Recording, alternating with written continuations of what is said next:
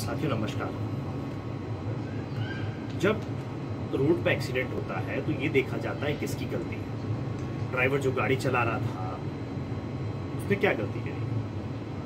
बड़ी गाड़ी थी, छोटी गाड़ी थी, आगे से थी, पीछे से थी, ये सारी चीजें देखी जाती है। उसी तरीके से जब स्कूल में कोई बच्चा पढ़ रहा हो, फैक्ट्री में कोई मजदूर काम कर रहा हो या कहीं अन्य जगह पे काम कर रहा हो, तो जिम्मेदारी देखी जाती है कि स्कूल के अंदर था तो वहाँ प्रिंसिपल या स्कूल प्रशासन ने क्या किया, फैक्ट्री के अंदर था तो फैक्ट्री प्रशासन ने क्या किया, क्या सावधानियां बरती, क्यों किसी भी व्यक्ति कोई दुर्घटना हुई जिसमें किसी की जान चली गई या कोई दुर्घटनाग्रस्त हो गया,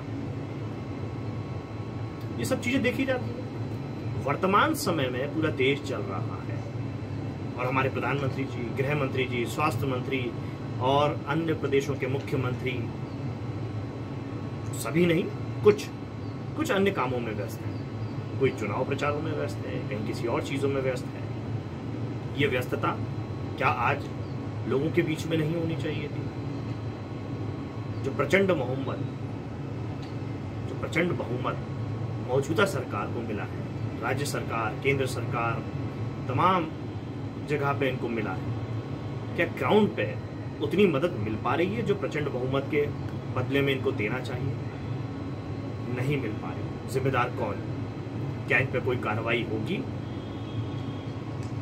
नहीं। प्रदेशों की राजधानी, चाहे वो मध्य प्रदेश की आर्थिक राजधानी इंदौर हो, चाहे मूल राजधानी भोपाल हो, उत्तर प्रदेश की राजधानी जो देश का सबसे बड़ा सूबा है लखनऊ,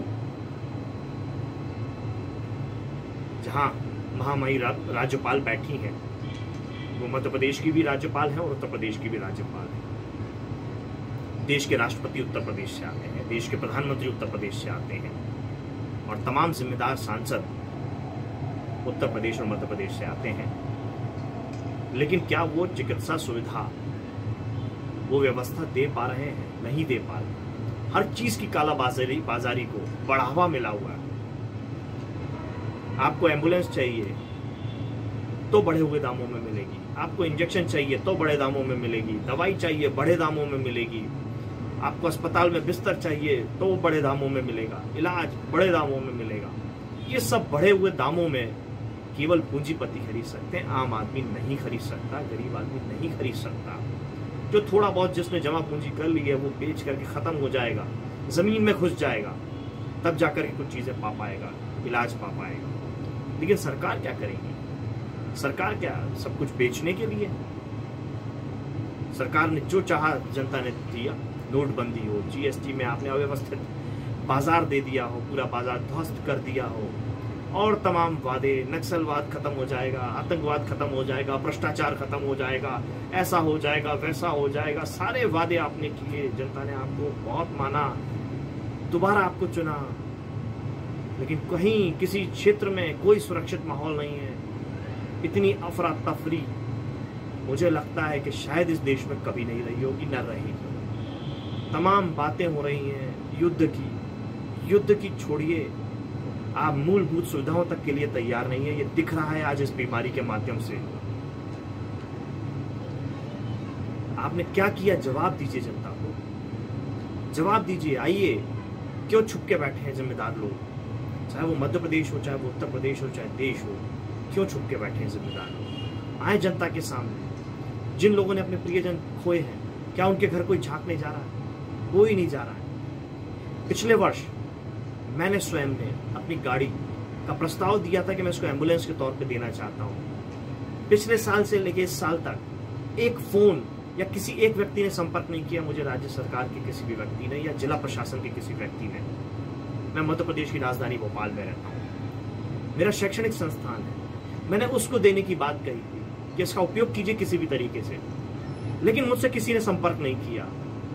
ये बताता है आपको सहभागिता नहीं चाहिए, आपको अपनी मनमानी करनी है। उस मनमानी के माध्यम से आप आम जनता का गला घोट रहे हैं। आप आतंकवादी से कम नहीं हैं, क्योंकि आप आतंकवाद फैला रहे हैं। ये जलती चिताएं बता रही हैं, जो आतंकवादी करते हैं आप भी वही कर रहे हैं, दोनों में कोई अंतर नहीं। आपको आतंकवाद करने का लाइसेंस मिला हुआ है, उन्हें आतंकवाद करने का लाइसेंस नहीं मिला है।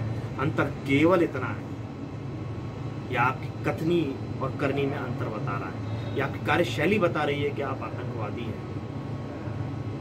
और याद रखिएगा, ये जो मौजूदा सरकार है, जिस पार्टी से ताल्लुकात रखती है, जिस विचारधारा से ताल्लुकात रखती है, जिस महात्मा गांधी जी के हत्यारे को नाथूराम गोडसे को पूजती है, और नाथूराम गोडसे ने अपने विचारों में अपने कारण बताए थे कि मैंने महात्मा गांधी को क्यों मारा, और ये लोग उसको जस्टिफाई करते हुए, सही मानते हुए बात करते हैं कि हाँ उसके अपने सही कारण थे, अगर ऐसा नहीं करता तो आज स्थिति कुछ और होती। ऐसा ना हो कि कोई नाथूराम गोडसे बन जाए और आपके ऊपर हमला करे और आपकी विचारधारा को मानते हुए, क्योंकि आपने जो जहर घोल के रखा है ये भाईचारे का नहीं है, ये जहर घोला हुआ है आपने कहीं धर्म के नाम पे, कहीं क्षेत्र के नाम पे, कहीं जाति के नाम पे, और ये जहर बहुत विस्फोटक है और आपने इस पर विस्फोट करके रखा है।